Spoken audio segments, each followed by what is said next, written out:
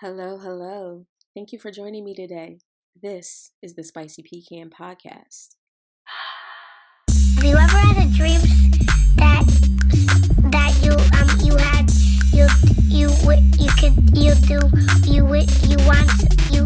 could do so you could.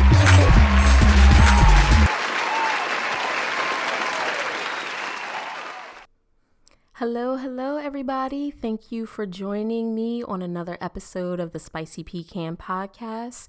We are going to have a lot of fun today. Cool show. We are joined by comedian LaTice Mitchell.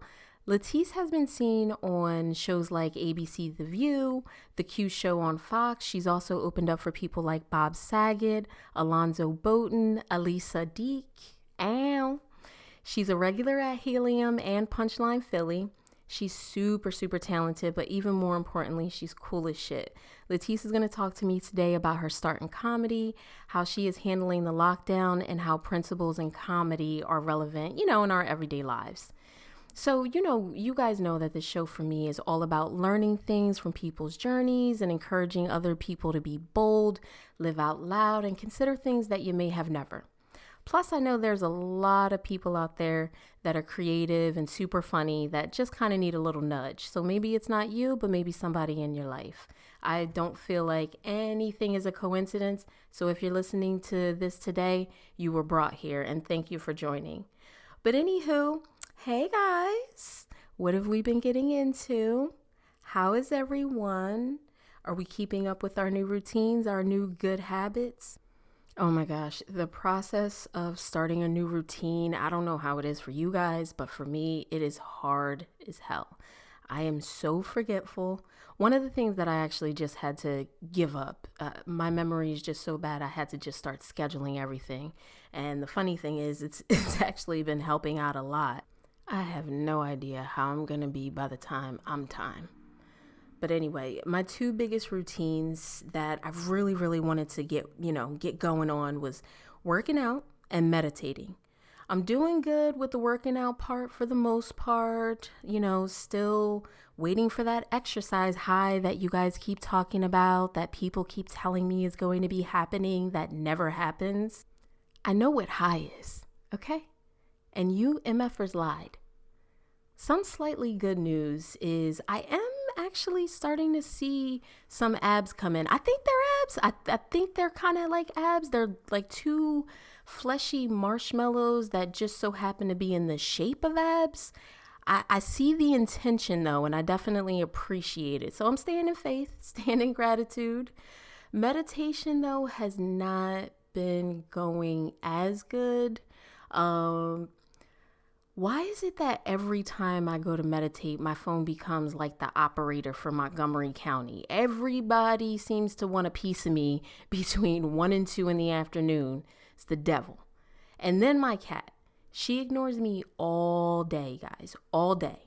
And then she sneaks in while my eyes are closed and I'm starting to get into the zone and in that happy place. And then she starts slapping me with her tail.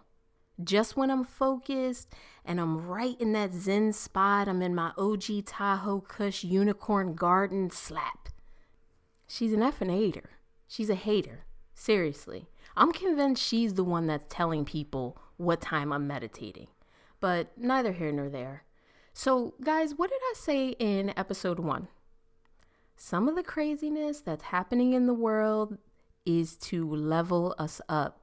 Meaning some relationships will get stronger, some relationships will be finite. And boy, oh boy, have y'all been dropping off y'all bull. 2 reasons I know right now more people are becoming single. First reason, the dating sites are lit right now. Lit. I'm doing research for the show. A lot of people are going to have to get it together. A lot of people's luck ran out in their last relationship. I saw a sea of filtered photos and dated profile pics. Might want to patch things up. I don't know. That ex might be looking a little better than you might have thought. But the second reason I know that more people are single right now is because of the memes that I'm seeing on people's profiles. And I actually wrote some down. These are real memes that I found on people's profiles. One of them actually I'm following. I ain't gonna say no names. That's not the type of show we doing here. So the first one I wrote down, don't be sorry. I trusted you. My fault, not yours. Definitely a Scorpio. The second one was, stop looking for happiness in the same place you lost it. Everybody is Dr. Love when their heart is broken. The third one I wrote down, may you have an easier time finding your next girlfriend than you did finding my clitoris. Ooh, she might be switching teams. What else did I write down? The girl who laughs, talks a lot, and seems very happy is also the girl who may cry herself to sleep. Y'all better watch out for y'all friends. I'm just saying. But listen, regardless of what's happening in your life, we have to be able to laugh about it, right? And laughter is such a good thing. Not just because it feels good, but because it's actually good for you. A study done by Dr. Lee Burke and Stanley Tan at Loma Linda University said laughter actually lowers your blood pressure. Did you know that? Reduces the risk of stroke and heart attack. That is amazing. It reduces stress hormone levels, which we all can use a little bit of that. Improves cardiac health. Get your heart pumping, it's burning calories. They say you actually burn the same amount of calories per hour as walking, slowly, obviously, but still, a little more than some of us are doing. It boosts T cells, which are the immune system cells, super cool, and it triggers the endorphins in your body. So endorphins, I know, are the body's natural painkiller. So, hey, look at that. That's probably the reason why Black don't crack, because we certainly can laugh through a struggle. That's for darn sure. So, like I said, no matter what's going on, we always have to find the funny to at least keep your sanity. I've always been so fascinated by comedy, not just, in viewing stand-up and hitting clubs and things like that, but the mentality, like the psychology of it. Comedians have conditioned their minds to find the joke in any situation, no matter how tragic, right? In their world, there are no mistakes, and the show must always go on. Now seems like a perfect time for a sponsor break, and believe it or not, we actually have one. Are you the breadwinner in your family, or do you pay half the monthly bills? If something happens to you, what happens to your people? Will they be able to make rent without you? The number one reason people do not have life insurance is because they think it's more expensive than it actually is. It is not. You don't want to leave it up to your family to have to scramble for it. Right now, due to COVID-19, some insurance companies are not writing policies. Know your options at the very least. Email the show for more information to be connected to a licensed professional for a quick quote. LaTice, thank you so much for joining us today. I'm so blessed to have you. We are joined by LaTice Mitchell, famous comedian. Not that famous yet. Close. Famous to me. I see you everywhere. You're like all over my Instagram, always putting out great content. It's fantastic. Thank you. So, tell us a little bit about, you, where you're from. Sure. Grew up in South Jersey, and yeah, South Jersey on the map. Live in Marlton right now, and graduated Camden Catholic High School. Parents divorced at the age of 7, and my mom was a single parent. It was me and my brother. So he was 2 and I was 7, and then so life is crazy. Grew up in the suburbs and fell into comedy like so many years later. And you're primarily working in Philly. Yeah. Okay. So I started in Northeast Philly at the Comedy Cabaret, and from there I just started going up to New York as well, networking up there, doing shows in New York along with Philly, and I've never looked back. Awesome. So what has your quarantine experience been like? The usual, like I'm here with my 2 sons. So I have 3 kids altogether, but my oldest is grown. She is 28 now. And so she's out of the house, but I have the 2 boys, 13 and 5, and it's the normal nightmare that you would think. 5. Oh my goodness. 13 and 5. So my 5-year-old is starting kindergarten in September. So we just did the preliminary registration for him. And my 13-year-old will be a freshman in September. So I'm like, what the hell, man? I got a freshman in high school and someone just starting all over again. Bless you. You are definitely in our prayers for sure. Please, yes, keep me there. So, one of the things that I find so interesting about comedy is there's fear in absolutely everything, Yes. even in a profession where you're coming off so confident. Yeah. You have to come off with so much bravado. How do you overcome the nerves of performing?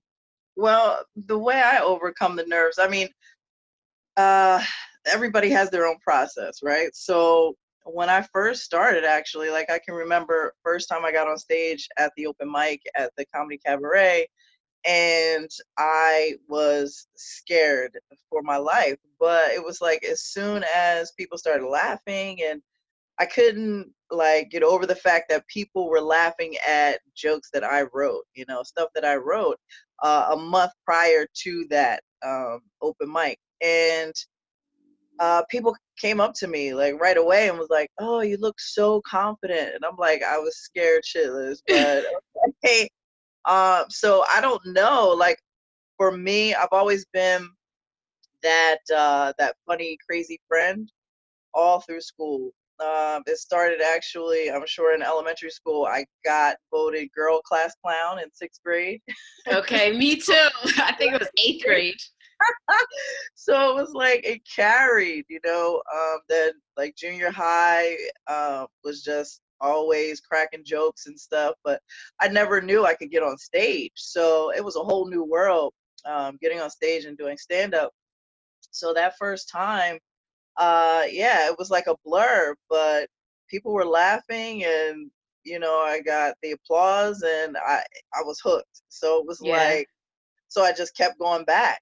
And a month later, it's so crazy because within that month, I was asked to do my very first guest spot in the owner's bigger club in Doylestown, PA. And so my first live show, it was sold out. It was Valentine's night in Doylestown at the Comedy Cabaret. I did 5 minutes, and it was like a dream.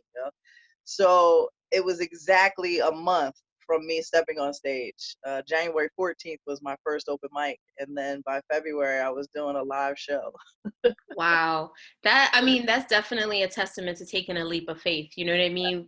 You give out that faith and then the opportunities just kind of come your way somehow. We don't know how it happens, but I know. And early on, which I was very fortunate, I had some awesome mentors. And I remember um, one told me, like, work begets work. So as long as you stay busy, you stay working, someone's going to see you. And that's what would happen. I would literally sometimes get off stage at a mic or a show, and people would want to book me for something else immediately. So it's like, wow, cool. So I just kept doing it. Like, I started taking workshops and just studying as much as I could and getting on stage. And like I said, by the time I was in my second and third year, I was already hosting shows in New York, like Jamie Roberts, his Sunday night live show at New York Comedy Club at the time, and also Seymour Swan's show. He used to have this midnight show where it was all Black women comedians, and it oh was called wow. Sisters of Comedy. And I was on that like pretty regularly. And then he actually asked me to host one night because he couldn't make it in the city. And I was like, oh my gosh, yeah, I would love to do it. I was the first female to ever do that for both of their shows. Wow. Yeah, So pretty cool. what originally called you to comedy? I have no idea. Like I said, like, being naturally funny is still, it's not the same per se as doing stand up, but I was going to ask you that. right, but so it's funny because really it was almost like a dare. The month I mentioned, the month before I had started writing, but what really happened was in December of '08, I went to see a comedy show at the Tropicana at the time, which was called the Comedy Stop in AC. And after the show, I met some other comedians, and the one comedian that ended up being my mentor, one of my mentors, Coleman Green, we were just having regular conversations, and he's like, "Yo, you're pretty funny." And I'm like, "All right, thanks." He was like, "You should get on stage." And I was like, "Yeah, right. Like, how does that even happen?" He was like, "Well, you go to an open mic, you sign up and they call you up and you do 5 minutes of material." I was like, "But what material? Like, what do you Yeah, exactly. That exactly. Yeah. So I was like, I had no idea what that meant. So he's like, "Yeah, you do 5 minutes, do your set." And I was like, "You're still saying words I don't understand." So I figured out that like all the crazy thoughts that I would normally have that would pop up and then disappear from my mind, I started writing those down. So that's kind of how it came about. But I remember part of my very first set, and I literally was talking about how much I love the movie Breakfast Club from from back in the day, and how one of my mom's rules was that we could curse in the house as long as we were watching a movie and it was in the script. Now, how bizarre is that? But that was her rule. Like if we weren't watching a movie, we couldn't curse any other Mom time. was your first comedic mentor. She was your first acting coach. To be honest.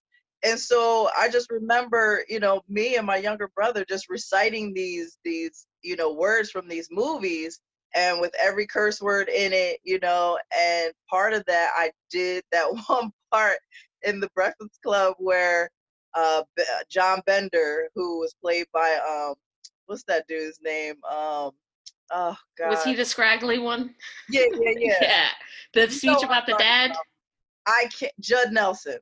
Okay. Okay. Yeah. Character when he was like, "You stupid, worthless, no good, goddamn freeloading son of a bitch, retarded, big mouth, know-it-all asshole jerk." And he's like, "And you forgot ugly, lazy, and disrespectful. Shut up, bitch. Go fix me a turkey pot pie." And you're like, "Why?" At the age of 12, like you should be writing this stuff. Like, what's going on? And I still remember it to this day. Your mom was probably dying. What Right. is this girl Like, doing? you imagine, like, my brother and I were, like 4.5 years apart. So you can imagine, like, the two of us just going back and forth in the living room watching these movies. It was crazy. So what's the grind in the industry? How's the grind a little different for women? Is it Oh, still like a huge gap, or like do you feel that? I feel like, well, within the last, I want to say 2 years, it's actually been closing only because of the whole Me Too movement and times up. Oh, wow. Okay. Yeah. However, it's still very much a double standard with women and men in comedy.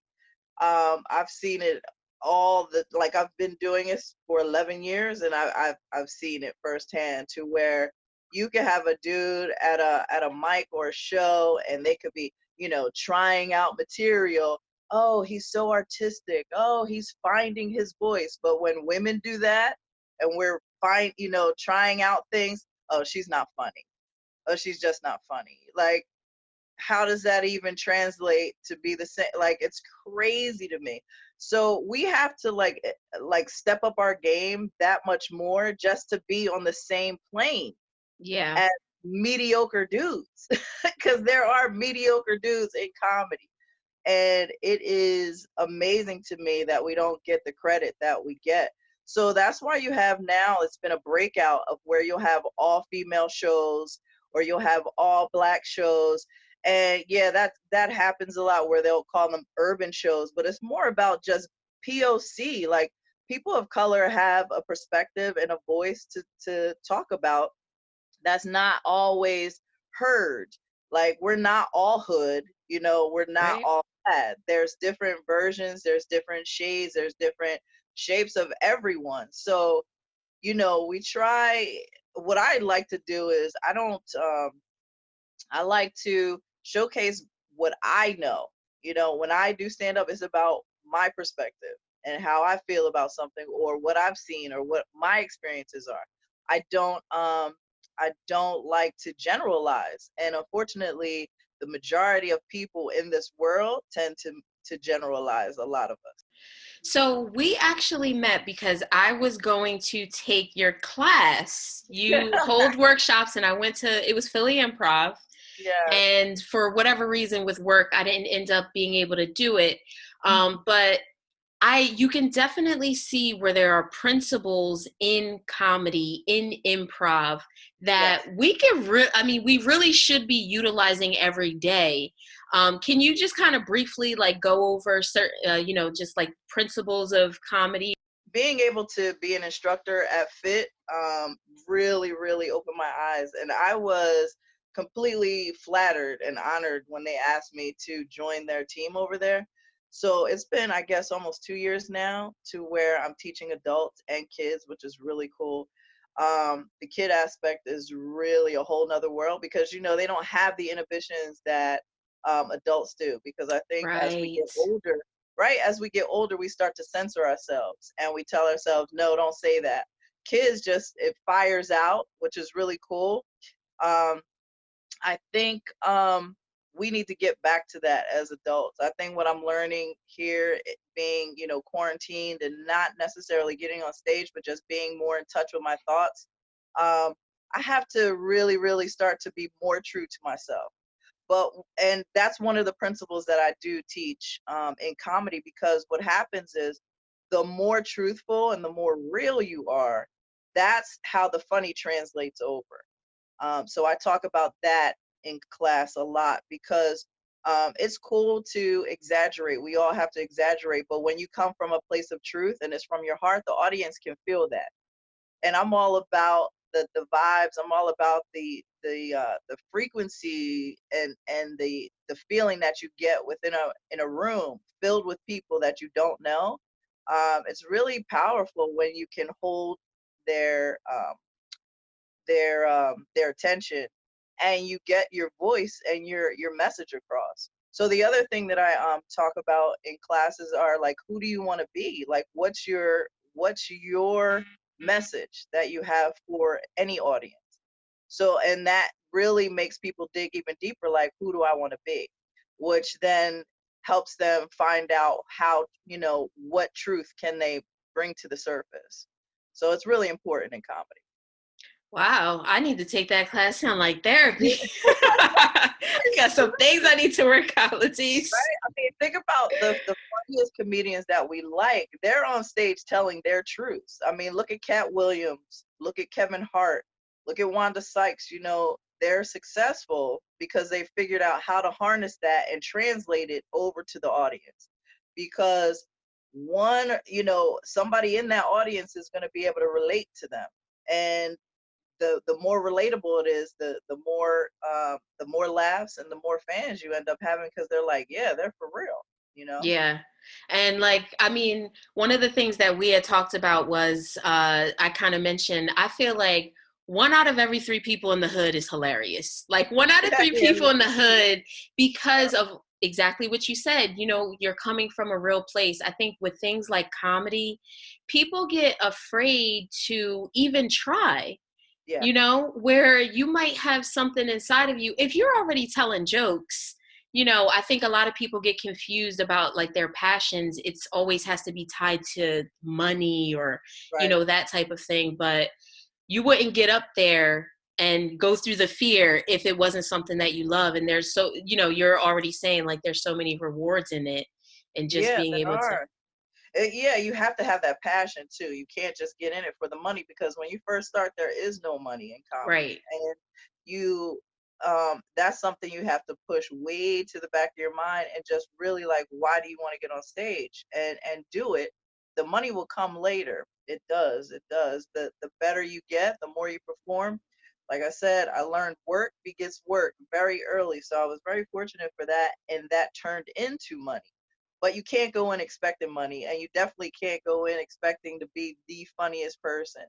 Like, you can be funny around your family at a family reunion or at the barbecue or whatever, at the cookout, but that doesn't mean that you can then get on stage and then automatically become a comedian. There's a different formula for that.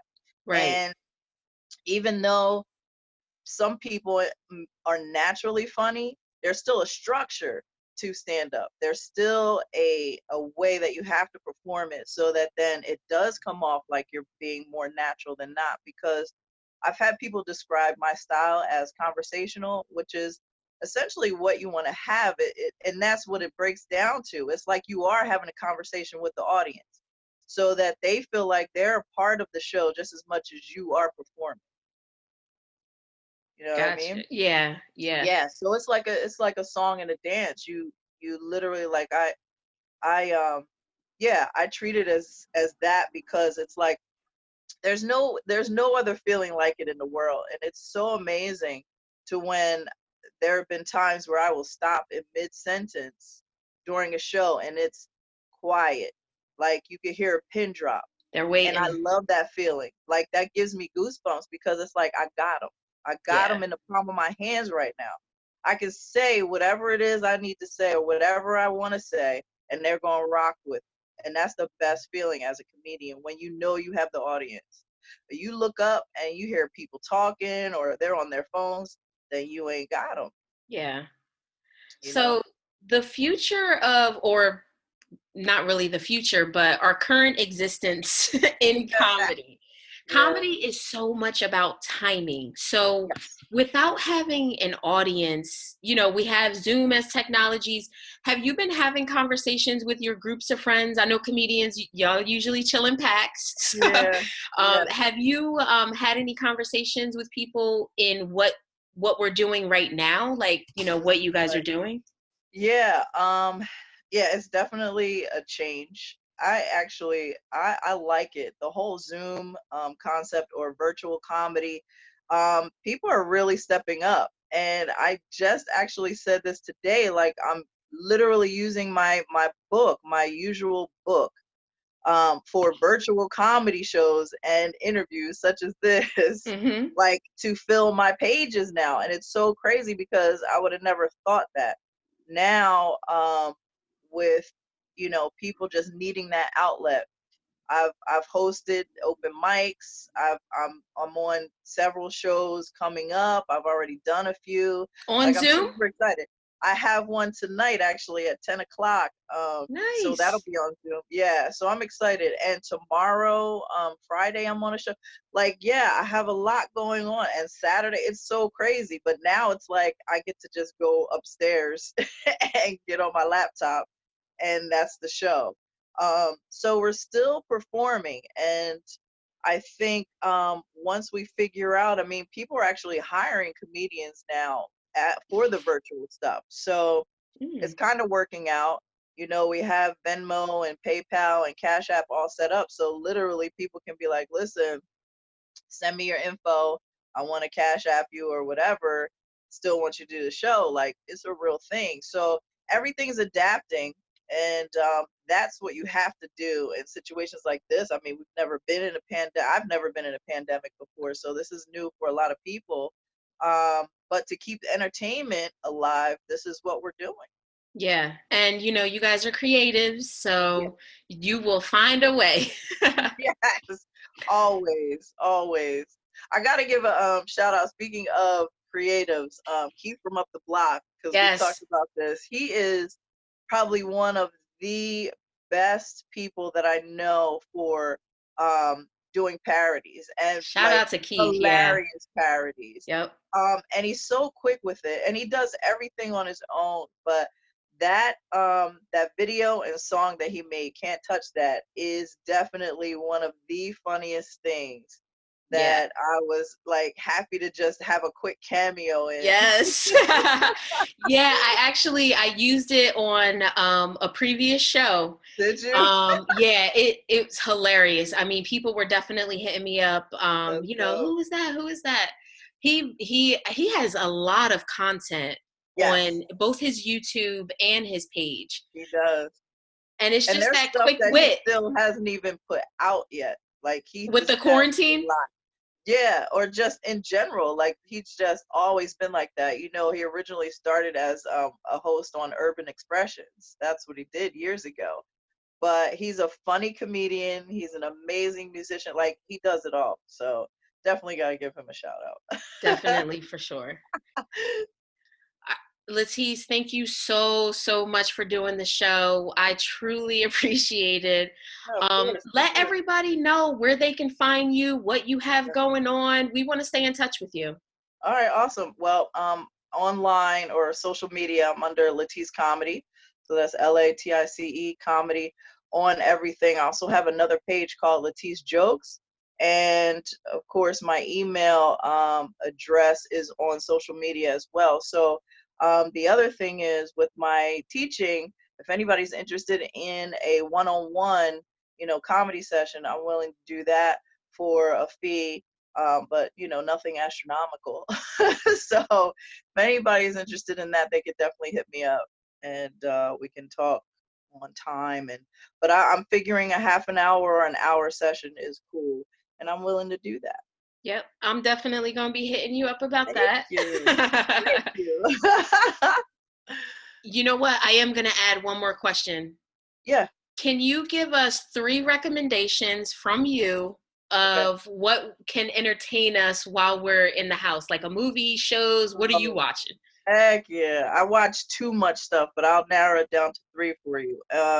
So on Netflix, there's a show called Big Mouth, who was created by Nick Kroll. It is hilarious, okay? It's a cartoon, so don't be thrown off. It is funny as shit. Of course, the other thing on Netflix, Black AF, hilarious. That's Kenya Barris and my girl Rashida Jones, yes. And then let me see, number 3, a movie. I like to watch old stuff too. And what I found was I've been binging like some stuff on MeTV. I don't know if anybody's familiar with that network. It's fairly new, but they have all the old stuff. So I'm talking like Perry Mason, Matlock.